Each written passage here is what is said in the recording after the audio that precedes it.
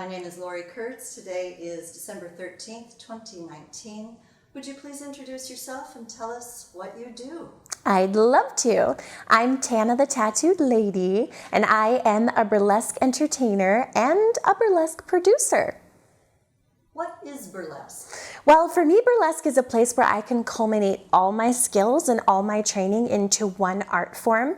So for me, it involves singing, wig construction, costume craft, dance, and that's all aspects of dance that I've studied, as well as my theater background that I went to school for, and makeup artistry. So it's a culmination of a bunch of different styles and ways of creating art, all melded into one art form. Great.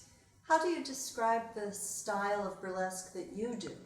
I feel like the style of burlesque that I do is always changing as I grow as an artist. If I'm taking, for instance, Senegalese or West African dance, or I'm studying hula, I love to take elements of those styles of movement and work them into the lexicon of my burlesque vocabulary. So, not necessarily in a way that would be derivative of someone's culture or to minimize anyone else's experience, but ways that my artistry can be more full based on the different dance styles that I study and the different cultural aspects of different communities that I feel very filled up and very inspired by. Where were you born? Where did you grow up? I was born in Amarillo, Texas, and I'm from little old Houston, Texas. 713 represent. But I grew up pretty much in the ghettos of Texas, and I went to what they called in the time a magnet school for gifted and talented students. We were shipped in from all over the rural areas of Texas, and then in the inner city area. We all came together and did block scheduling, and dance and music and theater were my majors, and that was 6th, 7th, and 8th, and then that was feeding into the High School for the Performing and Visual Arts, which is known as HSPVA in Houston, Texas. And that's actually what the film Fame was based on, to my knowledge. Terrific. What brought you to Oregon? Well, after college, I was trying to kind of figure out where I wanted to be in the world, and I was very involved with the theater arts community and with the dance community, and I had started doing a lot of go-go dancing entertainment.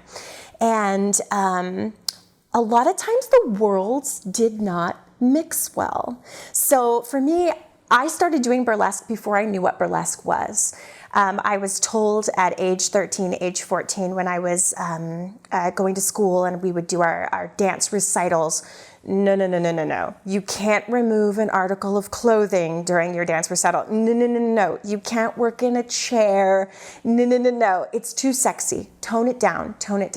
So I was always told that the style of movement that I was portraying and the types of characters I was portraying were too over the top for the art form and for my age. So I'd always hear, oh, you're gonna love college. You're gonna love college. And so when I was in college, I left at 17, just about to turn 18, and went away to Chico State University. And I was just loving it there and doing I actually created my own major there. I started the musical theater major at Chico State University with a girlfriend of mine. We wrote all of the curriculum. We found a guy who had just transferred off Broadway and had come to our school to try his hand at being an arts educator. And so we said, oh my God, Tim Herman, would you please lead our, he was just so wonderful, and he had all this knowledge of Broadway and just a wonderful, wonderful human. And so Tim Herman led up our program, and now it's a wonderful, bustling community there at the musical theater program at Chico State. But so I was doing theater, and I was doing go-go dancing, and I was doing all that, and I started to hear about the old styles of burlesque. And so kind of that's like where all of these things originated for me. I don't don't know if I got to my point. That's great. That's amazing. So were there artists who were an inspiration for you during those sort of formative years? Back then we didn't have the internet. I come from a time where we would watch old movies. I love old Hollywood. So I was very inspired by, of course, Marilyn Monroe and Betty Page and, all of those kind of iconic, like just amazing classic Hollywood starlets and pinups. I was very inspired by pinups, and then really inspired by the women of musical theater as well, like Julie Andrews and Liza Minnelli, and so for me, those were a lot of my. I wasn't really that inspired by people like Madonna. It just seemed too commonplace for me. Like, I liked the very big theatrical, Some Like It Hot, the really like very stylized and, it was almost as if like those women, they lived the characters that they portrayed. And that was the type of artist that I was interested in being. Like, my mom was like a punk rocker. She was really, really wild, and she had, big purple mohawk and tons of tattoos. So it was almost like going back to the music of like the great-grandparents was a way that I rebelled against my mom being such a wild child. And I don't know if it's okay for me to say, but like, for instance, my mom's favorite t-shirt growing up was her Dead Kennedys Too Drunk to Fuck t-shirt. So I was, involved with all these like punk community. And so for me to do this like Marilyn kind of thing was just so punk to rebel against the punk rock in my family. I don't know if that makes sense. That's perfect. So burlesque. So then going, what year did you get started, and how did you get started in burlesque? So like I said, I was choreographing routines and things like that, and I was always exploring these kind of more classic styles of movement. And I'm a really big fan of the Something Weird videos that were coming out of Seattle, Washington, and really cool because eventually they ended up being a sponsor for one of the burlesque tours that I did. And the people from Something Weird would gift us all these videos, and we could give them away as prizes during our show, which was kind of a really fun, like, fast forward. But back in the day, you'd be lucky enough to get your hands on some of this old footage of like Tempest Storm and these amazing, amazing entertainers, and just seeing these women just command the stage. And of course, there were people like Lily St. Cyr who had like amazing dance training and beautiful lines, and they were bringing ballet and things like that into that. But I was really far more interested in these really body, really like, just really like overtly sexual and almost very funny ways that they moved, with the isolations of just the grind of rolling the hips and, rolling the shoulders and things like that. That kind of movement vocabulary just was really intriguing to me. But there, at that time, was nowhere to study that. And you couldn't just type in burlesque into the internet. None of us had computers. So we could look at books. We could sometimes look at old films. And then trying to find women who had done the art form and connect with them as well. But that was very difficult because a lot of those women in the 1980s were kind of forced back into hiding. It seems to me like there was a big resurgence, like once the Republicans kind of took back over the country in the 80s, everything got really like prim and proper and clean. And a lot of those gals who had done pinup, who had done go-go, who had done burlesque, it's almost as though they got convinced that what they had done for a living, back in the 60s or in the 50s, was shameful to them now and was no longer a part of their legacy that they could be proud of, but something that they needed to almost cover up or hide or abandon. And so I feel like that was like when we started to really lose burlesque, was in like late 70s and definitely during the 80s. I mean, I don't hardly know anyone who was doing burlesque in the 80s other than Joe. Thank you, Joe Boobs. And a few of those other New York queens, which were amazing. And Tigger. I know Tigger was doing burlesque in the 80s. And so how did you get started actually doing burlesque and develop it as a career, I guess. Well, I was in a performance of On the Town, and I was portraying the Ann Miller character, which is like one of my favorite roles I've ever got. I'm like tap dancing with the paleontologist, and it was so fun. And I was getting ready to head to a wedding in San Francisco, and I had been to all the box stores and big box stores. I couldn't find anything to wear to this wedding. And so I happened into this little shop on Capitol Hill in Seattle called Agent X Clothing.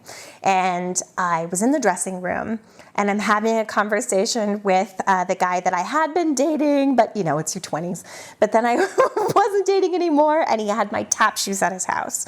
And so I'm singing along with the musical that she's got playing in the little Agent X shop. And then I'm in the fitting room, and can you bring my tap shoes? I need my tap shoes for the rehearsal tonight, and blah, blah, blah, blah, blah. And the shopkeeper, who I later found out was the designer, overheard me. And she said, "Hey, I heard that you were a tapper, and you're obviously really into vintage, to pinup, to retro styles. Have you ever heard anything about burlesque?" And I'm like, a little bit. I know a little bit about burlesque, but I wouldn't call myself a burlesque dancer. I'm more of a go-go dancer and a theater actress and a musical theater dancer, I guess. And she said, "Well, I know these gals that just moved here from the Shim Sham Review down in Nolens, and they're putting on their own burlesque shows, and they've been going really well. But the girl who was supposed to do the tap dancing duet has hurt her back. And now we're down to 4 members, and we need 5 to make the show happen. But it starts in 4 days. Can you come and audition for for the part?" And I said, "Hell yeah, I'd love to do that. You know, once my show opens this weekend, I can come on Tuesday, Wednesday, whatever, and I can learn the choreo." And she said, "Yeah, you know, the gal says if you can learn it, then we'll put you in that number, and you can do the show with us. And if you can't learn the choreo quickly enough, then, you know, perhaps in future, maybe we can add you or something like that, if it works out, if they like you." So I went to the women's home over in Ballard, it's an area in Seattle, and I learned the choreography in 20 minutes, and they said, "Okay, you're in." And so I kind of got scouted by this woman who later turned out to be Javon Stratton, who is like one of my great friends, and we've known each other our whole entire burlesque careers, and that's how I got started in the Atomic Bombshells back in Seattle. She was a founding member, and then they asked me to join, and I just kept on with it from there and made a career out of it. About what year was that? 2004, 2005, somewhere around there, yeah. Yeah. And so, just a sidebar, what do you do outside of burlesque, or if anything? I have been a professional performer for about 20 years. I produce shows, and then I also love to work on more the minutia of things, like doing like wig construction, makeup artistry. I teach classes as well. I love to help people to polish their burlesque routines. Although I have been affiliated and a part of and have helped to start a lot of burlesque prep schools or burlesque education societies, burlesque academies, things like that, I don't really feel like people need those finishing schools to become a burlesque dancer. All you need to become a burlesque dancer is a desire to say, "I'm a fucking burlesque dancer." So, yeah, I feel very strongly that if you have a desire and you have the chutzpah to go and put yourself out there, anyone can be a burlesque dancer. And I feel like that's another thing that's a really, really fabulous thing about this art form, is that it transcends people's expectations, and it opens up people's minds about who they find sexy. because you'll see a particular style of movement on a body that you might not necessarily be attracted to if you were just meeting them or knowing them in everyday life. But then you see them in this other light, in the stage lights and with their costume and with this, style of cool and style of movement that they're portraying. And all of a sudden it's like, holy heck, that is a hot person. So that's another thing I love about this art form.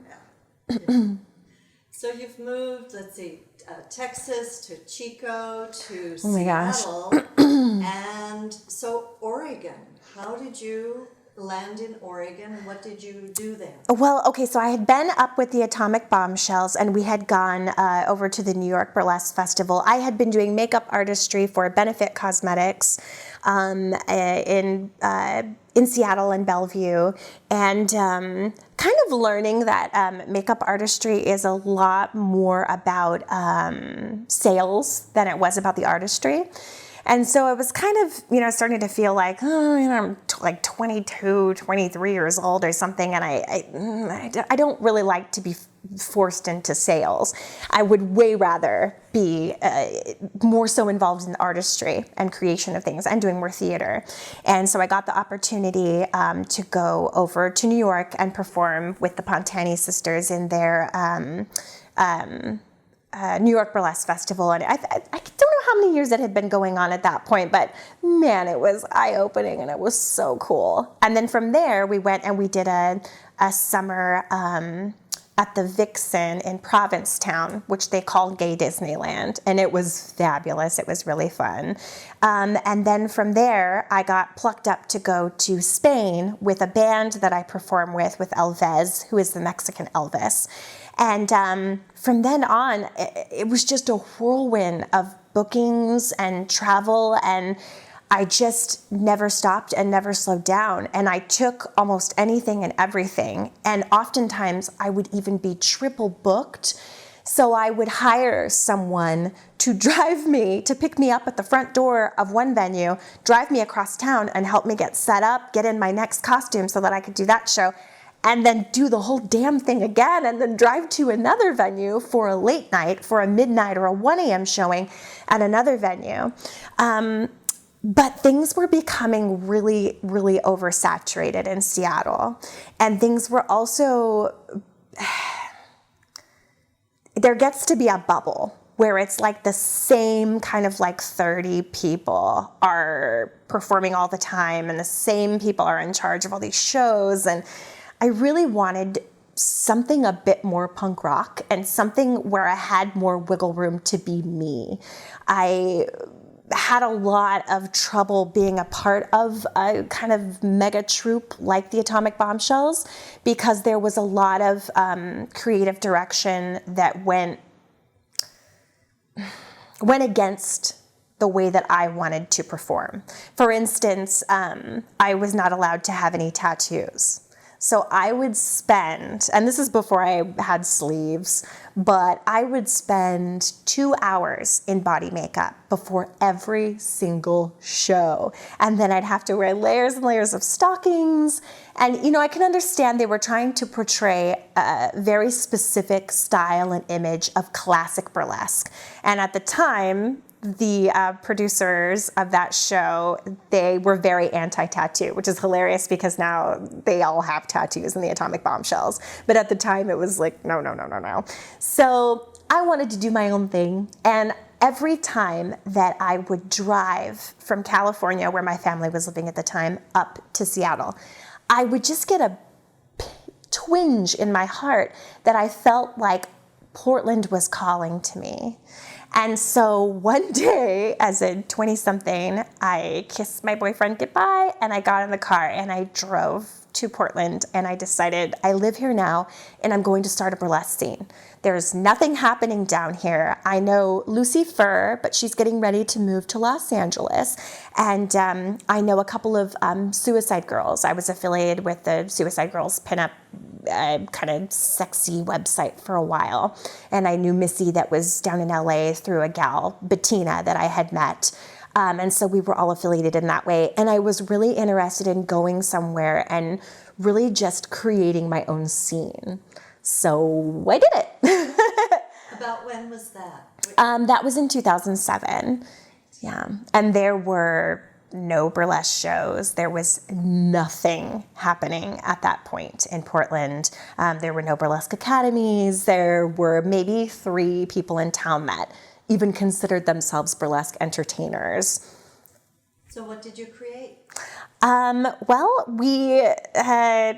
I started putting on a lot of shows at the Bossa Nova Ballroom, which is quite an undertaking, like looking back at it now. At one point, I did a show called the Copyright Infringement Before Christmas with a full orchestra and a set that had a spiral staircase that led up to the graveyard. I hired, actors and movers and people from the community, and we put together this amazing burlesque style, kind of like, Danny Elfman inspired fall. It was freaking awesome. But the people at the Bossa Nova at the time, they allowed me to come on as kind of like an artistic director and to produce and create all of these shows. So I would write these shows, like I did a show called Glitter and Gore, and then I did, the Copyright Infringement Before Christmas, and then several other like one-offs, Kiss and Tell, which was kind of like inspired by pulp novels, like a noir, Valentine's Affair, and just tons and tons and tons and tons and tons of stuff. And then I was involved with a show called The Royal Teas, where I would provide a live band and I would sing, and then I would also do burlesque in the Royal Teas as well. But that was produced by another woman. But yeah, and then a lot of smaller shows as well over affiliated with Dante's and then Star Theater, but that was before it was owned by its new owners, which is Frank, who's a dear friend of mine. So that's actually how I met Angelique DeVille. Was we were asked, I guess I can't say by whom, but some people who ended up to be some very nefarious characters, to come on and create some burlesque content for them to class up the joint. And so we were affiliated with them for a little while until the place got shut down again. But yeah, it was very wild in there. And it was a very wild time. But no one was ready for burlesque yet.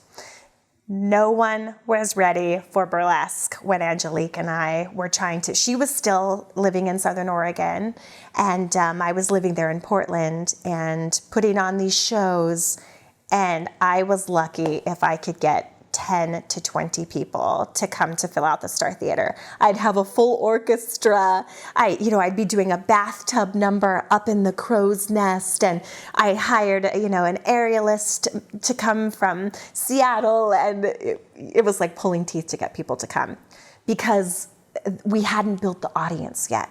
It took at least 5 to 7 years to build that audience that now Portland is so known for its burlesque scene, but there was nothing happening there. Nothing. How do you do that? How do you fund that? How do you explain what it is? What are the skills involved in producing and starting something? Well, I think it's also a right place, right time.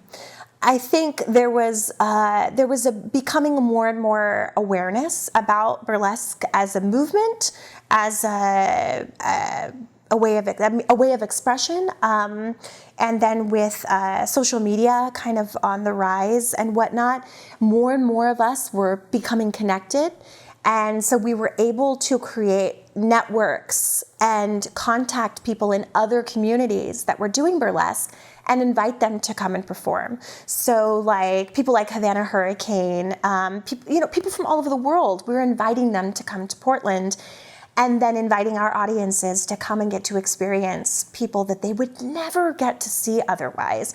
So, there's a lot of sponsorship seeking, there's event planning, there's, studying like demographics, marketing. There's so much that goes into producing a burlesque show. In addition to just being a burlesque entertainer, you really have to have a very diverse skill set, or hire a man in most instances to come in and do it for you, which is what a lot of the well-known troupes do. Is they'll hire a manager, they'll hire a marketing person, or they'll hire someone, usually with penis, to come in and kind of tell them how to run their business. But I have absolutely never been interested in working in any way, shape, or form with a manager or anyone who's going to A, take a percentage of my earnings, or B, tell me what to do. So I was very lucky to get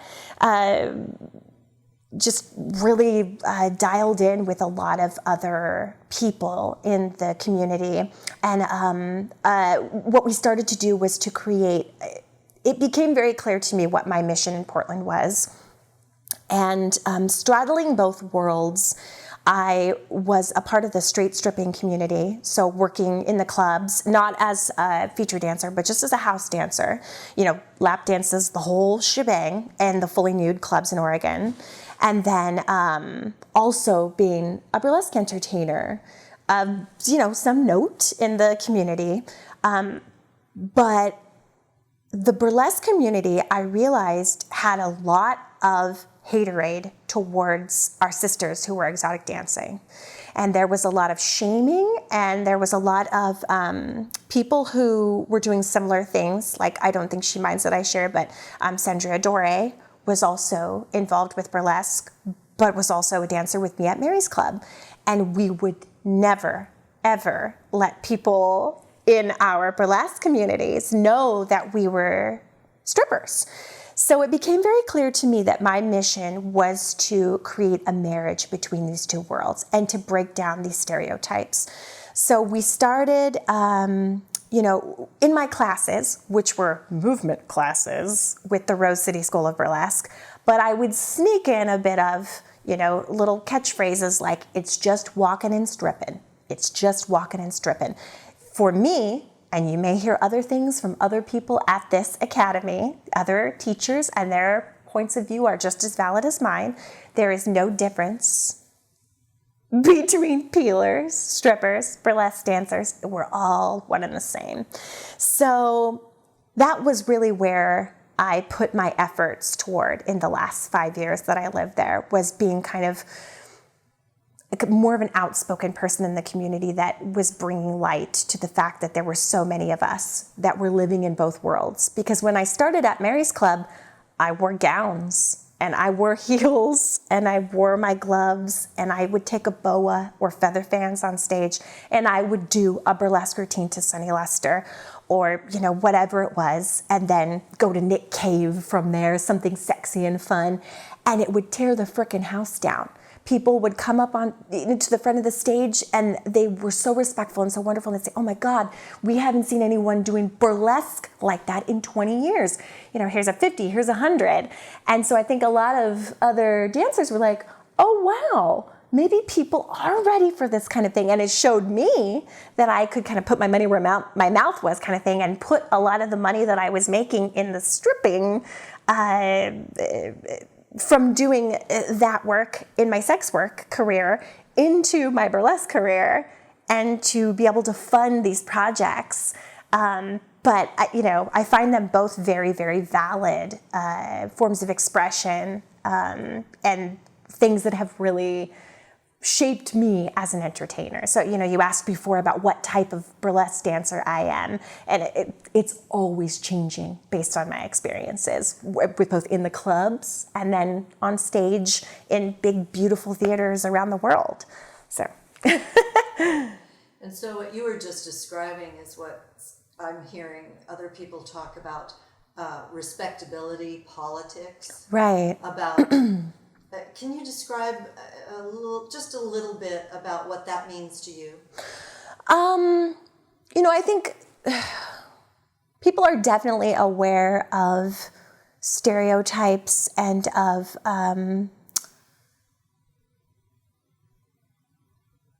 I guess, who we desire to see naked. And although, Gypsy Rose Lee could tear the house down by just removing a single glove, it's not about the nudity, and it's not necessarily about the stripping. It's about confidence, self-confidence, and I believe that every body has the ability to become a burlesque entertainer, because everyone can, even if they don't feel confident in their everyday life, they can learn a skill set that can embody confidence that they could then translate into this art form and take on stage. I have had the experience of having wonderful entertainers who oftentimes are severely disabled, or have, very, very extreme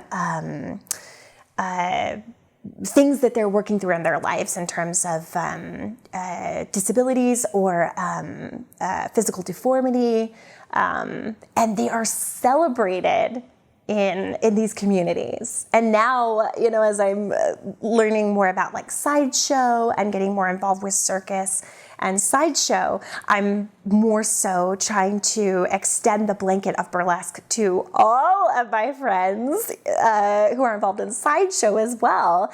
Because there's a lot of people who are really marginalized in that community as well, and they kind of see themselves as freaks. But there's a place for them in the burlesque scene as well, because a lot of what they're doing is vaudeville and is burlesque, but there's kind of still a stigma that burlesque is only for pretty people, or for a certain body type, or for a certain gender, or for people that specify their gender, or for a certain age group, and it's completely not true. Like, as a 40-year-old woman, I'm going to continue, just like Tempest says, I'm going to keep taking it off as long as people will still pay to see it. I might modify the costume slightly, but I believe that burlesque is, it can be a very inclusive place for everyone, and especially with what people are doing on the West Coast and, in New York and Chicago and in Minneapolis. It is that kind of a place. There are places where, the burlesque dancers are very cookie cutter looking and it's very corporate, and, they have affiliations with alcohol sponsorship and things like that, where the entertainers that they have hired or in their troops, they have to look one very specific body type, one very specific presentation of gender. But especially with the kinds of art that I want to create, I don't want to have any of those limitations. I want to be able to highlight and feature anyone and everyone that wants to entertain. That's great.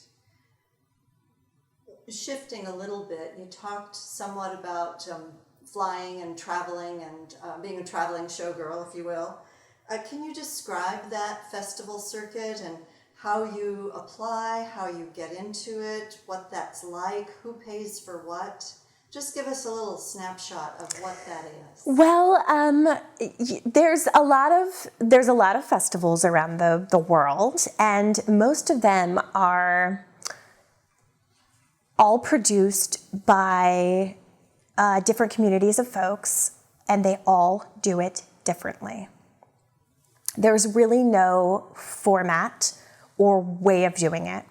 I think a lot of folks will look to the Burlesque Hall of Fame and the Miss Exotic World competition as a way of structuring their event, in a way of, I don't know if it's paying homage or if it's, well, that's how they do it, so that's how we should do it. We'll do the big competition on the Saturday night when we have the most people there, and then, Friday we'll do this other thing, and Thursday or this other thing, and I don't know, Legends on Sunday, I don't know.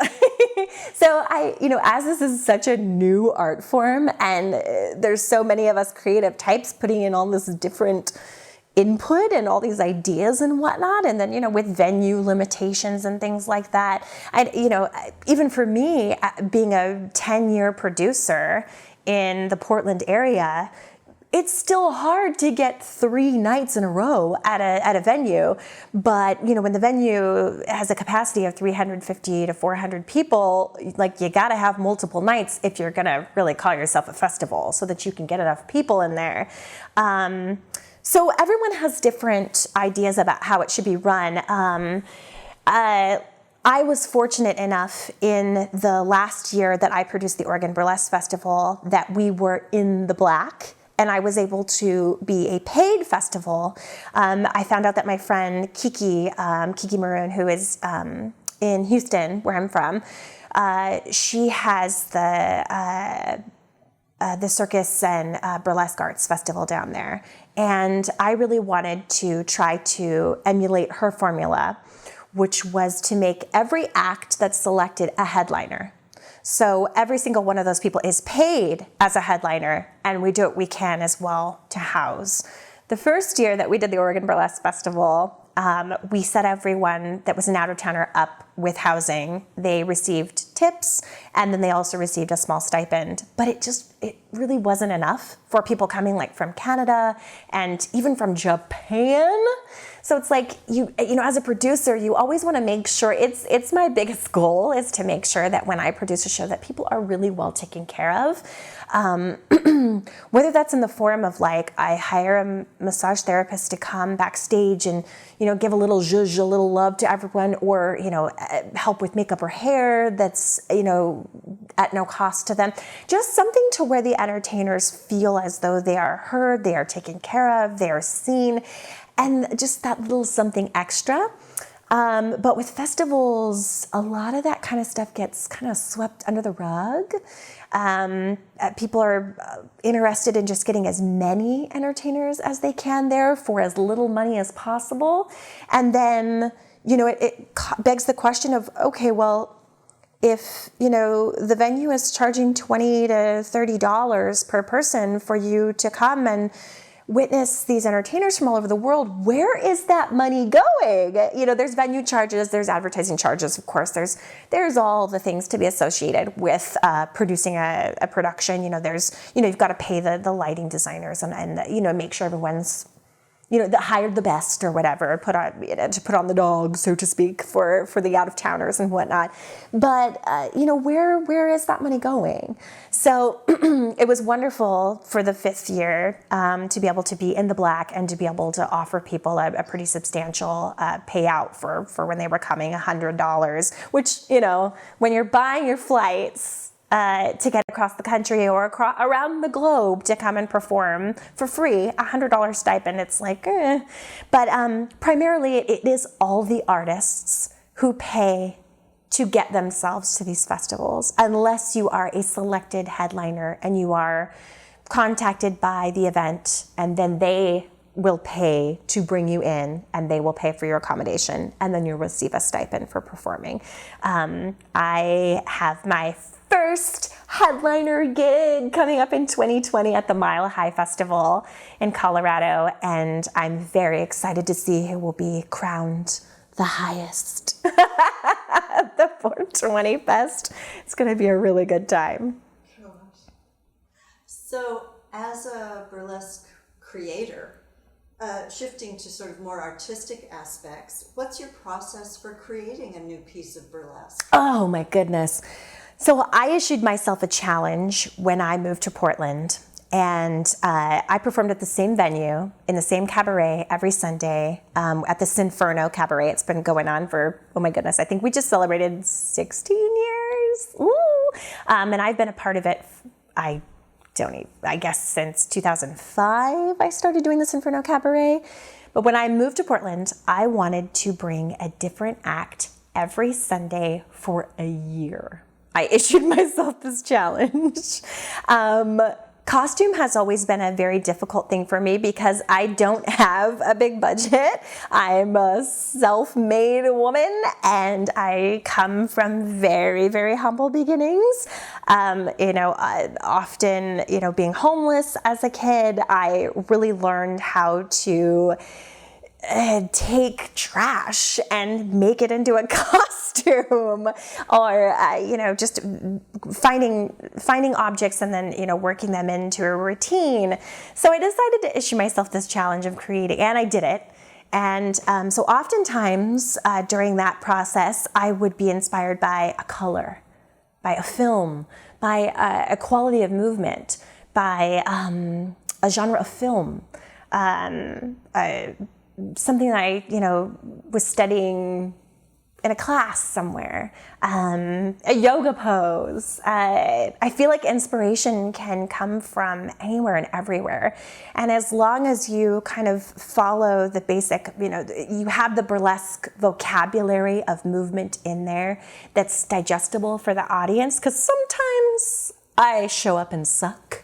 I get real weird and I get my art out there and people are like, yeah, okay. But I learned very early on from my mentor, Julie Atlas Muse, who I just think hung the stars. She said, don't be afraid to just show up and suck. And whatever you're going to do it big. And so that's what I impart to my students, and that's what I do. And I don't have a lot of fear surrounding failure. I'm not afraid to have people laugh at me, and I'm not afraid to do something and look very foolish or have it really not work. So yeah, a lot of times it's just a concept. I'm not afraid to do what they call a one-off show. A lot of entertainers won't do a one-off show because they don't want to spend all this time in costume creation and choreography and all that just to do it one time. But for me, I love challenges like that. So, if someone says, okay, you've got 2 hours to come up with, a complete routine, and here's the music and here's the style, and then you have to incorporate at least 3 freezes and an inversion and, moving backwards at some point or something like that. I'd be like, yes, this is great. And my colleague and one of my dearest friends in the community, Reagan, he's a very similar artist. And so we're always stoking each other's coals with these kinds of challenges. He'll hire me to come and, do his Giselle burlesque ballet, and he doesn't teach me the choreography until 1 a.m. on the day of the performance. I'm like, okay, Ray, sure. But we pull it off, and it's always fun. So, yeah, the ideas come from anywhere and everywhere. Great. So you've talked a lot. I know. Chatty Cathy. You have already answered many of my questions. Oh, good.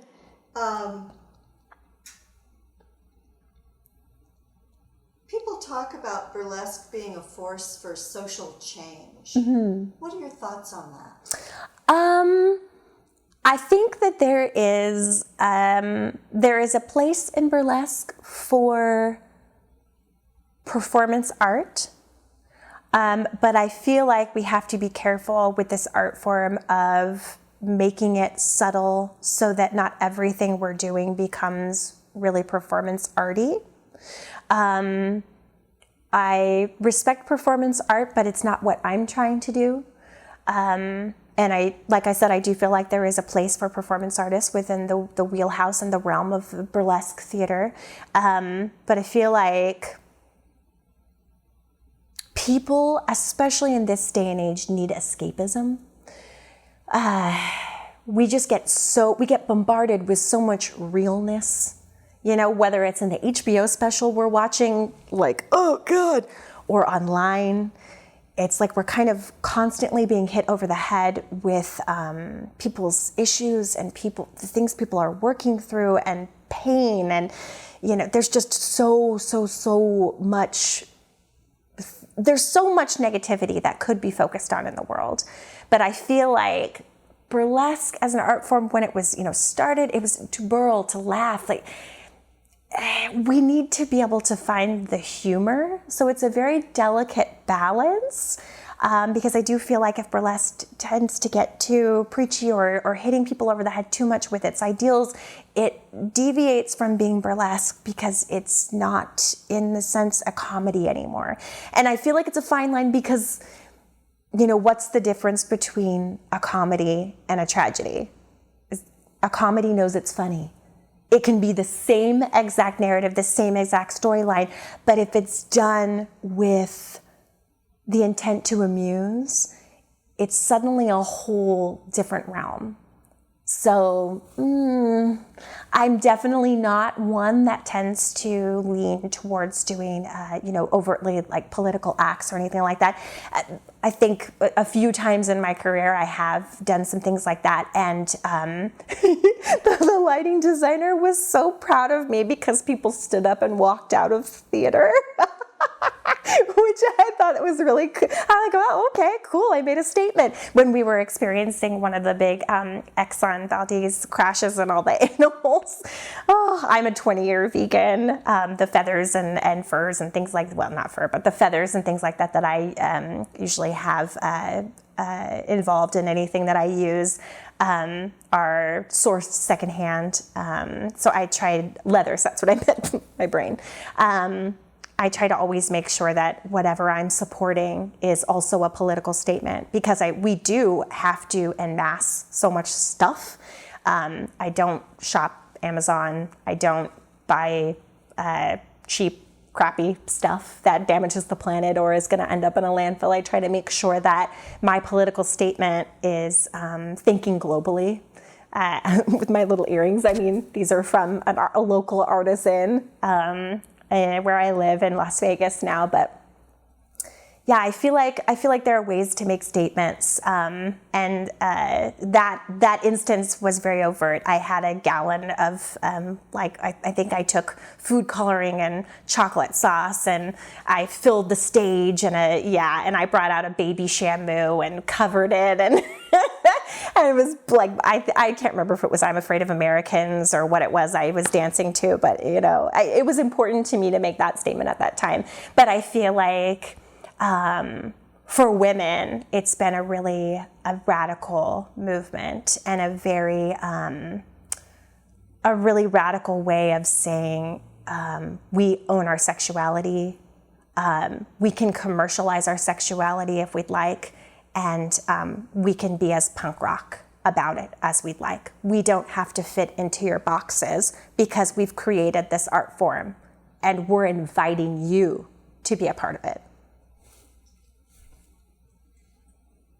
What are the challenges facing burlesque as we move forward? Anything? Oh, Miss Lori, it is the Netflix and chill. They are coming to kill burlesque and vaudeville. It is a nightmare. And I also believe Facebook is the enemy. There is a war on women's bodies right now. People that I know in the burlesque community who are trans or who are men or male-identified performers can post the same photos that women do with the same amount of nudity, I should say, nipples exposed, things like that, and their posts are not flagged or removed. I, for instance, have a poster that I tried 3 times to get Facebook to allow me to boost or to make an ad for. And because my shoulder is exposed and it says the words award-winning burlesque and circus, they denied me 3 times to be able to get my art out to people. So there is no way to market what we're doing to people. So in a sense, this, all of this Trump administration BS and all of this, basically the way that the media is controlling our art form right now, it's making it to where we can't get our voices heard. It's not really appropriate to go and hang posters around in towns anymore. Oftentimes, if your image is very PG, parental guidance, it's a sexy shoulder, you can get your posters put up in certain small businesses, but larger businesses like Starbucks or places like that, they won't allow you to put a poster or flyers out because they deem this as not appropriate. So as people are able to get more and more entertainment and there are more and more films and more links people can click on to watch YouTube videos of people doing burlesque or films about burlesque, no one will actually go out and support the art form. So I don't ever really allow myself to be videoed, and I've never really allowed myself to be videoed because I don't want people to say, oh, the Tattooed Lady show, I've seen it. Click on that YouTube link, click on that YouTube link. I've seen her all over the place. But it's, it's also a hindrance as an entertainer because now every time I, will try to go out for a certain gig or a certain job, everyone always wants video footage or your YouTube or your social media or all this stuff. And if you're a visceral, in the moment entertainer who's really interested in creating an art form that people must experience by being there, the two, it just doesn't. I'm not a social media whiz. I'm not one that's going to be posting a bunch of videos on YouTube. Some of the things that I do have up there are by people that just shot me with their cell phone cameras and refused to take it down. So it's really, really difficult to try to get the word out. And being fully clothed in a picture on social media, but saying anything about breasts or tits or buttocks or, even making a joke about, a sexual innuendo about, come on down to the show and watch her shake it or something like that, all of a sudden flagged for removal. And even if there's no nudity, there's no indecency. However, my male counterparts can get away with posting the same images and the same things, but women are not allowed to have a voice right now on social media, and especially women that are deemed too sexy. So it's really it's enraging because I'm not sure how we're going to be able to continue in this art form if we don't have a place that allows us to market ourselves in a way that can be feminist, that can be inclusive, and that can be radical. I would love to hear people's suggestions about how to get the word out.